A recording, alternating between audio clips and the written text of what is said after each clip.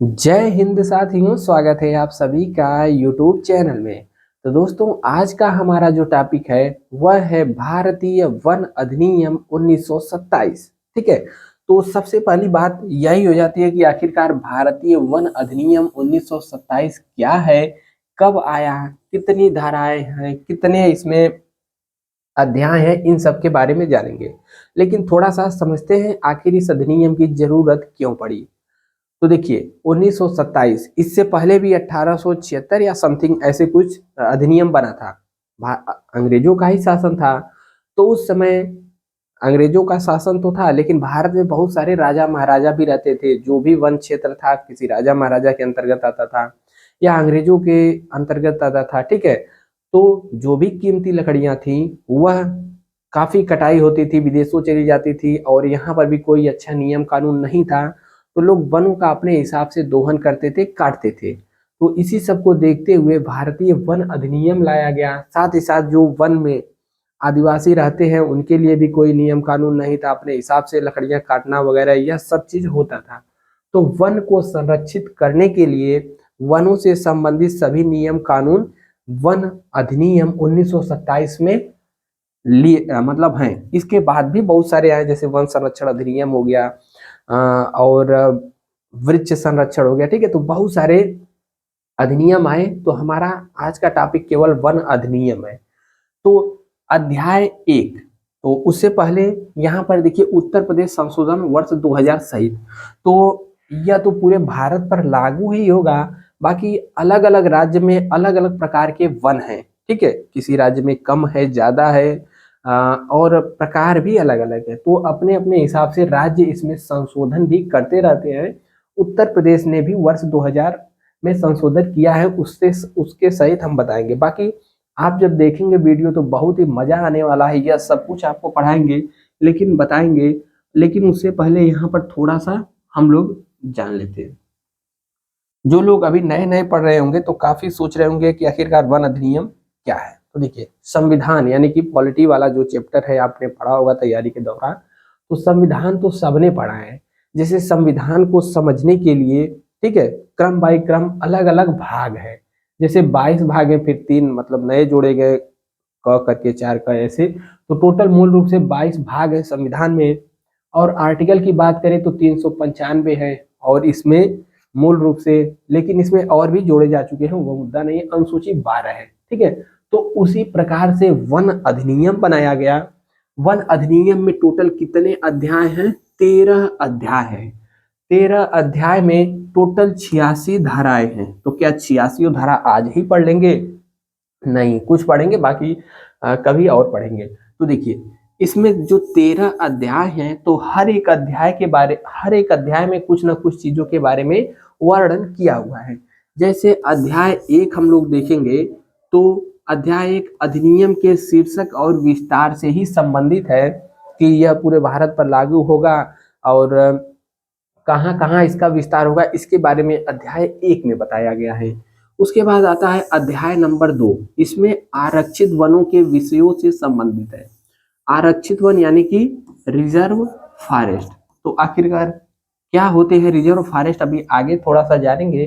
बाकी reserve forest के बारे में और आरक्षित संरक्षित यानी कि रिजर्व हो गया, इसके बारे में डिटेल आएगा वीडियो। अध्याय 3 में है गांव के जंगल से संबंधित। गांव के जंगल मतलब समझते हैं, जिसको हम लोग क्या कहते हैं? Gram one. वन मूल रूप से 3 ही प्रकार के होते हैं। एक होता है आरक्षित वन यानी कि आरक्षित वन, और एक होता है संरक्षित वन, और एक होता है ग्राम वन। अध्याय 4 जब हम लोग पढ़ेंगे तो इसमें संरक्षित वनों से संबंधित है। देखिए, क्रम याद कर लीजिए। भाग 1 में क्या है? विस्तार है, कहाँ कहाँ पर विस्तार होगा। भाग 2 में क्या है? आरक्षित वन है। भाग 3 में क्या है? भाग 3 में ग्राम वन है। भाग 4 में संरक्षित वन है।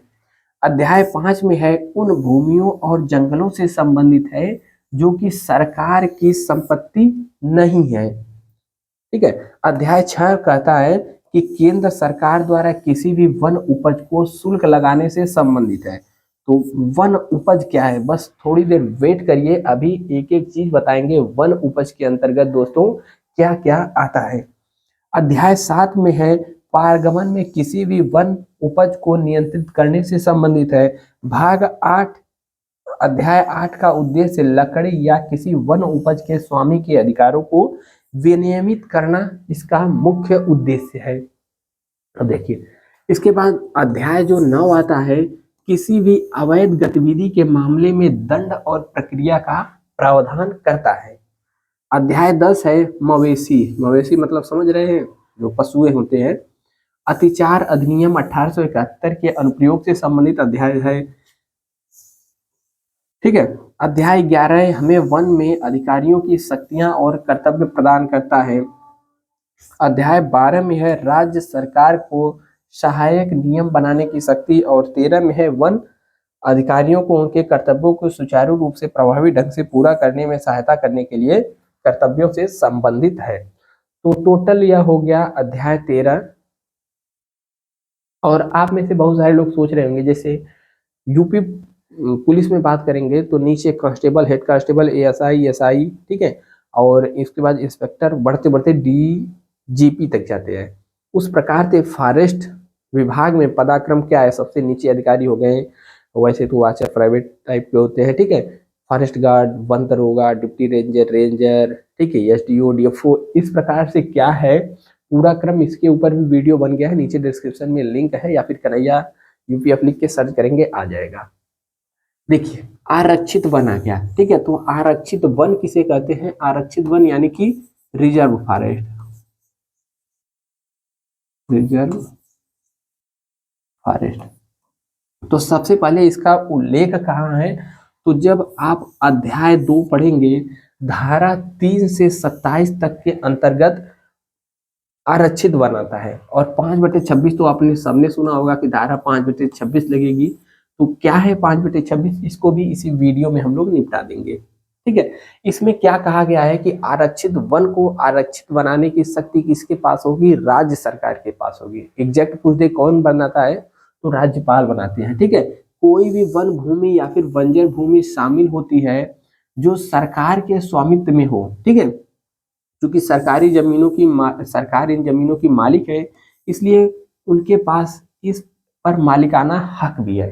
कोई भी जो क्षेत्र है उसको आरक्षित बनाने की शक्ति राज्य सरकार पे हो, और राज्य सरकार का मालिकाना हक है, और सरकार की अनुमति के बिना इन जमीनों का उपयोग स्थानीय लोगों के लिए खुला नहीं है। आपके रिजर्व फॉरेस्ट में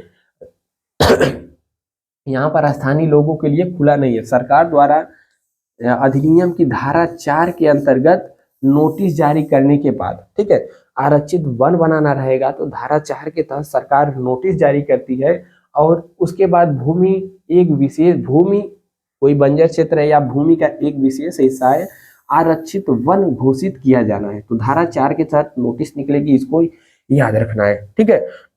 तब से भूमि का वह क्षेत्र आरक्षित वन के रूप में चिन्हित हो जाता है, और जंगलों में कुछ गतिविधियां जैसे चराई हो गया, पेड़ों की कटाई और सुबह शिकार, ठीक है, पशुओं का शिकार, और भारतीय वन अधिनियम 1927 की धारा 26 के तहत, धारा 26 के तहत निषिद्ध है। जैसे धारा 26 अभी जब हम बताएंगे तो उसमें जंगल में आग जलाना, उसको जंगल साफ करना, काटना, ठीक है, जानवरों का शिकार करना, यह सब धारा 26 में है। और इसके तहत यदि आप आए तो धारा 26 के तहत दंड का प्रावधान है, ठीक है। तो धारा देखिए 5 क्या है, आरक्षित वन के बारे में बताता है। धारा 26 क्या है, इसके तहत दंड का प्रावधान है, जो कि 2 साल की कैद या फिर 20,000 रुपये जुर्माना हो सकता है, जो कि 5,000 से कम नहीं होगा। जब धारा 5/26 संयुक्त रूप से लगता है तो इसमें 26 क्या है, दंड का प्रावधान है। ऐसा नहीं है कि धारा 5/26 कोई धारा है, दोनों धाराएं लगती है एक साथ। उसी प्रकार से दोस्त यहाँ पर संरक्षित वन देखेंगे तो संरक्षित वन के बारे में भी आप लोग पढ़ सकते हैं। आरक्षित वनों के अलावा वह भूमि जिस पर, ठीक है, इसमें क्या कर रहा है, आरक्षित वनों के अलावा वह भूमि जिस पर सरकार का मालिकाना हक होता है उसे संरक्षित वन कहा जाता है, जिसे राज्य सरकार द्वारा अधिकार दिया जाता है। इसका उल्लेख कहाँ पर है, तो धारा 4 अध्याय 4, उसका उल्लेख कहाँ था, अध्याय 2 में था, लेकिन इसका उल्लेख अध्याय 4 की धारा 29 में है। इसको स्टार बना लीजिए, कई एग्जामों में इसको पूछता है। आरक्षित वन कहाँ पर था, अध्याय 2 की धारा 3 से 27 तक में इसका उल्लेख था। इसका अध्याय 4 में धारा 29 में उल्लेख है। ठीक है, बाकी सब कुछ आप पढ़ सकते हैं। इसी प्रकार से ग्राम वन होता है। ग्राम वन का होता है गांव का जंगल या फिर ग्राम वन।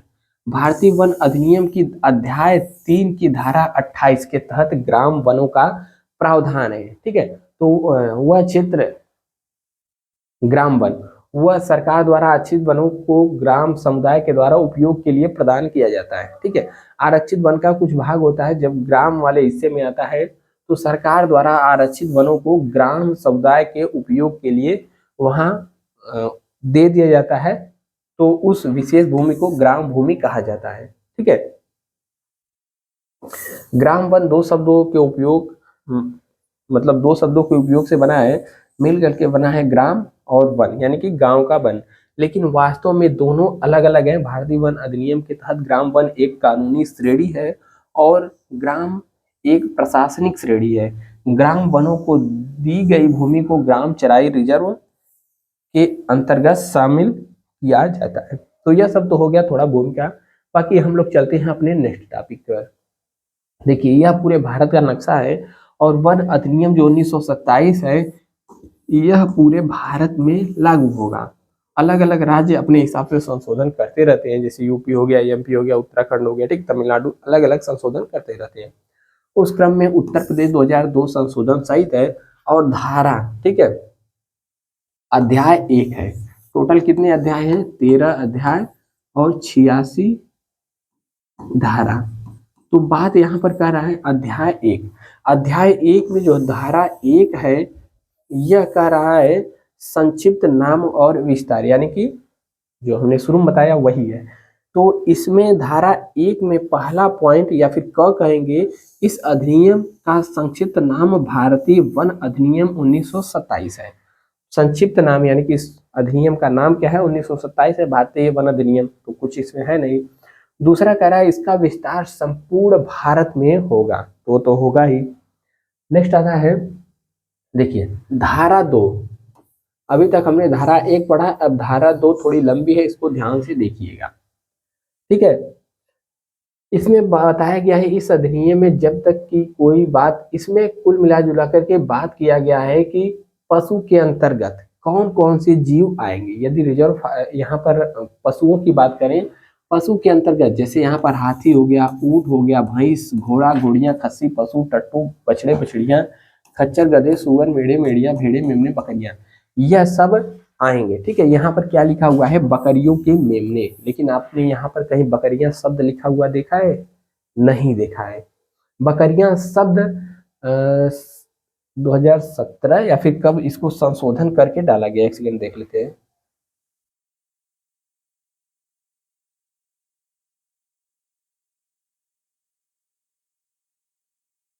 बकरियां जो शब्द है मूल रूप से इसमें नहीं था, लेकिन बाद में संशोधन करके इसको अलग से डाला गया है। ठीक है, तो इसमें नहीं दिख रहा है, चलिए उसको हम लोग, हाँ यहाँ पर देखिए,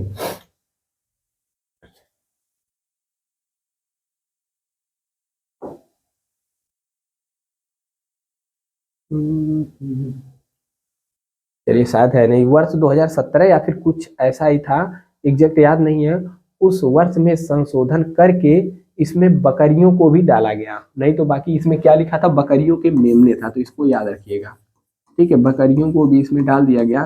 तो यह सब वन्य पशु के अंतर्गत इतने ही आते हैं, बाकी आप देख सकते हैं। नेक्स्ट आता है वन अधिनियम, जो धारा 2 का दूसरा पॉइंट है। वन अधिकारियों से ऐसा कोई व्यक्ति अभिप्रेत है, इसका लैंग्वेज इतना थोड़ा सा कठिन टाइप का है, समझ नहीं पाएंगे। इसमें कुल मिला जुला करके बात यह है कि वन अधिकारी से संबंधित कोई ऐसा व्यक्ति होगा जो कि वन को सुरक्षित करने के लिए किसी को नियुक्त करेगा। ठीक है, इतना ही समझ लीजिए, बाकी इसका कोई मतलब नहीं है, यहाँ पर नियुक्त हो चुके हैं। दूसरा है वन अपराध, इस अधिनियम या इसके अधीन बनाए गए किसी नियम के अधीन दंड का कोई अपराध से अभिप्रेत, यानी कि प्रिय, यहाँ पर आपको दंड भी मिलेगा यदि वन अपराध करेंगे तो। नेक्स्ट आ जाता है यहाँ पर टॉपिक, इसका चौथा पॉइंट है वन उपज के अंतर्गत, यानी कि जो वन है उस उपज के अंतर्गत कौन कौन सी चीजें आएंगी। जैसे यहाँ पर देखेंगे पूछता है, जैसे इमारती लकड़ी, कोई भी इमारती लकड़ी है वह वन उपज के अंतर्गत आएगी। इसके अलावा लकड़ी का कोयला, तो कोयला तो होता है, लकड़ी का कोयला क्या होता है उसको आप इस प्रकार से समझेंगे। जैसे यहाँ पर है लकड़ी का कोयला, इसको बनाया कैसे जाता है, तो जैसे बहुत सारी लकड़ियाँ जैसे इमली हो गया या फिर और भी कई जो सस्ती प्रकार की लकड़ियाँ होती हैं इनका कोयला बनाया जाता है। तो कुछ इस प्रकार से एक घर बना दिया जाता है और इसमें इतना जाने के लिए जगह छोड़ दिया जाता है और लकड़ियों को बड़े बड़े लट्ठों के रूप में काट लिया जाता है और इसी में क्या किया जाता है, खड़ा कर दिया जाता है। ठीक है, इसी में इस प्रकार से पूरा ठोस ठोस कर सरिया करके आराम से पूरा इसमें भर दिया जाता है। ठीक है, और फिर इसको भी पैक कर दिया जाता है और पैक करने के बाद दो तीन यहाँ पर क्या किए जाते हैं, छिद्र खोल दिए जाते हैं और इसमें आग लगा दी जाती है। आग लगा दी जाती है तो पूरा खुल के जल नहीं पाता है क्योंकि ऑक्सीजन बढ़िया से मिलता नहीं है, तो इसी में धीरे धीरे धुआं निकलता रहता है और सब गर्माहट से पूरी तरीके से एकदम इसमें धुआं धुआं भर जाता है और लकड़ी धीरे धीरे गर्म होती होती बिना वायु के जलती है और इसमें से धुआं निकलता रहता है। इसको भी समय समय पर बंद और खोला जाता है और लगभग एक आध हफ्ते के बाद लकड़ी का कोयला आपको प्राप्त हो जाता है। तो यही है लकड़ी से कोयला बनाने का प्रोसेस। कुचुक हो गया, खैर की लकड़ी हो गया। ठीक है, खैर का वैज्ञानिक नाम एक बार आप सभी कमेंट करेंगे।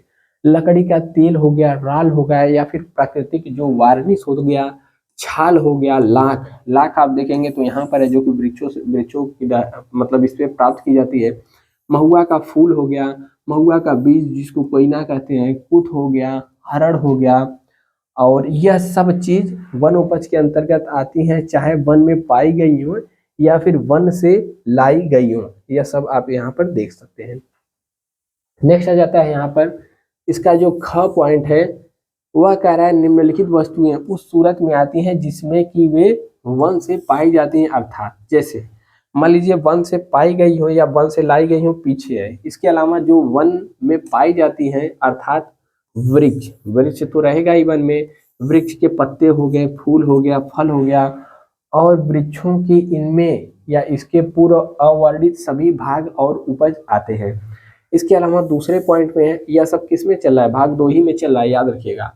घास हो गया, बेलें यानी कि जो लताएं होती हैं, नरकुल जिसकी रस्सी बनती है, ठीक है, घर और बनता है तो बांस को बांधा जाता है, और काई, काई जो जल में लग जाता है, ठीक है, हरा हरा रहता है उसको काई कहते हैं, उससे भी तमाम प्रकार की औषधियां बनती है।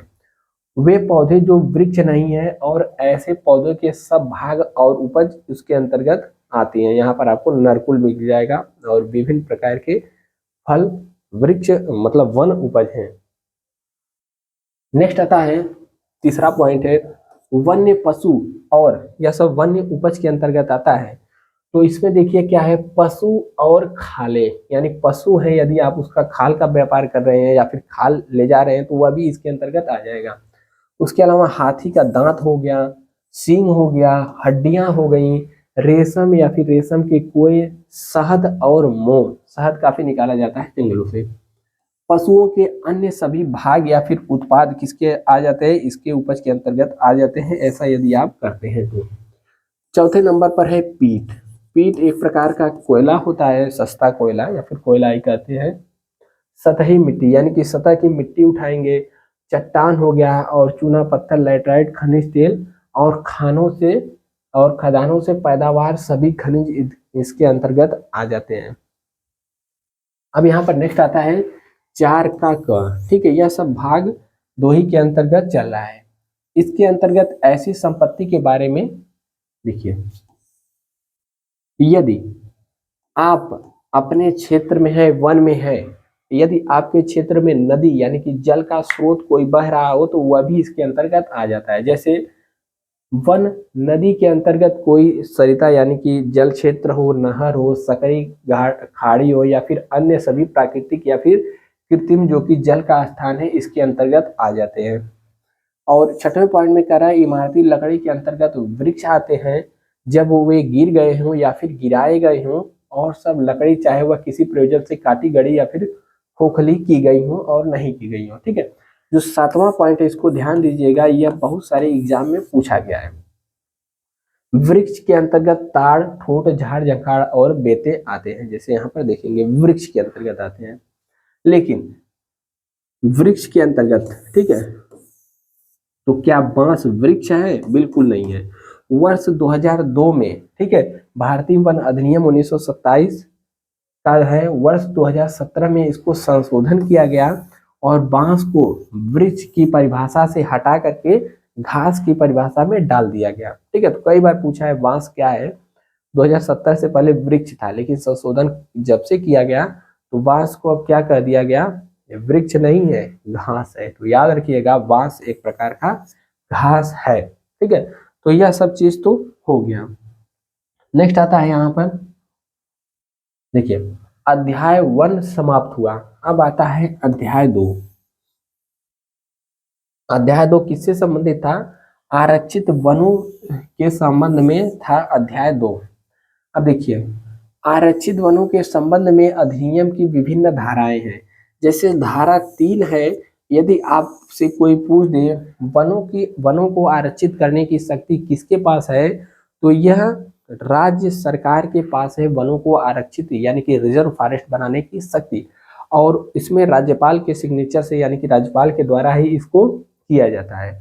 तो इसमें कह रहा है कि राज्य सरकार कोई भी ऐसी बंजर भूमि हो या फिर जमीन का कोई टुकड़ा हो भूमि को जो राज्य सरकार की संपत्ति है या फिर राज्य सरकार का क्या है उस पर संपत्तिक अधिकार है, ठीक है, ऐसी पूरी वन उपज के किसी भी भाग को सरकार या फिर कोई वन उपज है उसके किसी भी भाग का हकदार कौन है? सरकार है। ठीक है, तो क्या है, किसी कोई भूमि हो, बंजर भूमि हो या फिर कोई ऐसी भूमि जिसका संपत्तिक अधिकार सरकार के पास हो, वन उपज के किसी भाग की हकदार सरकार हो, तो इसके पश्चात उपबंधित रीति से आरक्षित वन बना सकेगी। तो बनाने की शक्ति किसी है? राज्य सरकार को के पास है, धारा 3 में।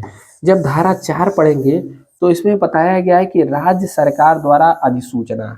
अब देखिए किसी भी क्षेत्र किसी भी कोई भी नया काम करना है, आरक्षित वन बनाना है या फिर कुछ करना है, तो बस राज्य सरकार की जमीन है ऐसे थोड़ी बना सकती है। उसके लिए क्या है, पूरा एक अधिसूचना निकालना पड़ेगा। तो भाग 4 में क्या है, राज्य सरकार अधिसूचना निकालती है पहले भाग में। जब कभी किसी भूमि को आरक्षित वन बनाने का निश्चय कर लिया जाता है तब राज्य सरकार को यह घोषणा करती है, यानी कि राज्य सरकार क्या करती है, पहले यह घोषणा करती है करने वाली कि यह निश्चित किया गया है कि ऐसी भूमि को आरक्षित वन बनाया जाए। और ख क्या है, दूसरा पॉइंट है, ऐसी भूमि की स्थिति और सीमाओं को यथासंभव निर्दिष्ट करने वाली तथा ऐसी सीमाओं के अंदर जो है कि समाविष्ट किसी भूमि या उस भूमि पर या किसी वन उपज के उस उपज पर उन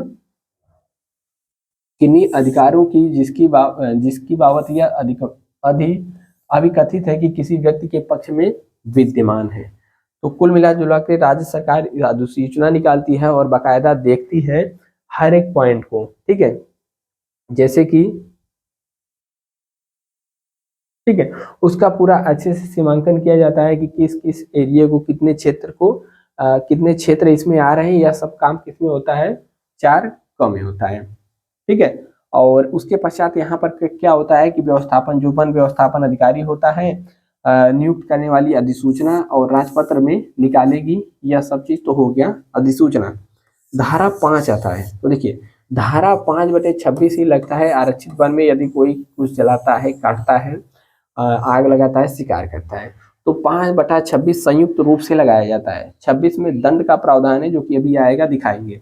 वन अधिकारों के प्रोद्भूत होने का वर्जन, ठीक है, वन अधिकारों, इसमें क्या है कि धारा 4 के अंतर्गत यानी कि जो अधिसूचना निकाली गई है उसके अधीन अधिसूचना निकाले जाने के पश्चात ऐसी अधिसूचना में जो भूमि या उस भूमि पर कोई अधिकार उत्तराधिकार के जरिए या सरकार द्वारा ऐसे व्यक्ति द्वारा या उसकी ओर से जिसके द्वारा ऐसा अधिकार निहित था जबकि अधिसूचना निकाली गई थी, लिखित रूप में दिए गए अनुदान या की गई संविदा के अधीन अर्जित होने की सिवाय अर्जित न होगा और खेती के किसी भी अन्य प्रयोजन के लिए ऐसी भूमि में नई कटाई सफाई करेगा। ऐसे नियमों के अनुसार किए जाने के सिवाय न की जाएगी जैसे राज्य सरकार द्वारा इस निमित्त बनाए जाएंगे। ठीक है, तो इसमें बताया गया है कि धारा 4 के तहत जो अधिसूचना निकाली गई है, इसमें जाकर के कोई नई कटाई सफाई करेगा भूमि, ठीक है, भूमि को साफ करेगा, कटाई करेगा, तो इस चीज के बारे में इसमें बताया गया है धारा 5 में। ठीक है, और धारा 26 में डिटेल बताया गया है कि क्या क्या करेगा, तो उसके ऊपर कौन कौन सी धारा लगेगी। ठीक है, 26 भी इसी वीडियो में बताएंगे। जैसे धारा 6 है, वन व्यवस्थापन अधिकारी द्वारा उद्घोषणा की जाती है। क्या क्या की जाती है? जब धारा 4 क्या है, जिसके अधीन अधिसूचना निकाली गई थी, तब यहाँ पर व्यवस्थापन अधिकारी क्या करता है? प्रस्थापित वन की स्थिति और सीमाओं को यथासंभव विनिर्दिष्ट करने वाली उन परिणामों की जो ऐसे वन को आरक्षण पर इसके पश्चात या उपबंधित रूप में सुनिश्चित होंगे, व्याख्यान करने वाली। और ठीक है, इसमें कुछ समय दिया जाता है। ऐसी उद्घोषणा के तारीख से कम 3 माह से या फिर अतिन्यून कालावधि को नियत करने वाली। तथा धारा 4 वही दो अधिसूचना निकाली गई थी। या फिर धारा 5 में वर्णित किसी भी अधिकारों का दावा करने वाला व्यक्ति की जांच पड़ताल करता है। ठीक है, ठीक है, मान लीजिए कि किसी भूमि को आरक्षित वन बना दिया गया और कोई व्यक्ति दावा पेश करता है कि नहीं, हमारी भी इसमें भूमि है, यह क्षेत्र है, तो उसके ऊपर क्या होगा? पूरा जांच पड़ताल किया जाएगा। यह सब इसमें बताया गया है। ठीक है, धारा 7 क्या है? वन व्यवस्थापन अधिकारी द्वारा जांच। अब उसमें देखिए बता दिया गया, यदि किसी का है, इस सब से संबंधित लिखित सूचना भी देना पड़ेगा। अब इसमें धारा 7 में क्या करता है? जो वन व्यवस्थापन अधिकारी होता है वह इसकी जांच करता है। ठीक है, तो वह इससे संबंधित है कि धारा 4 के अधीन दिए गए जो भी है जांच करेगा इसमें। फिर धारा 8 है, वन व्यवस्थापन अधिकारी की शक्तियां।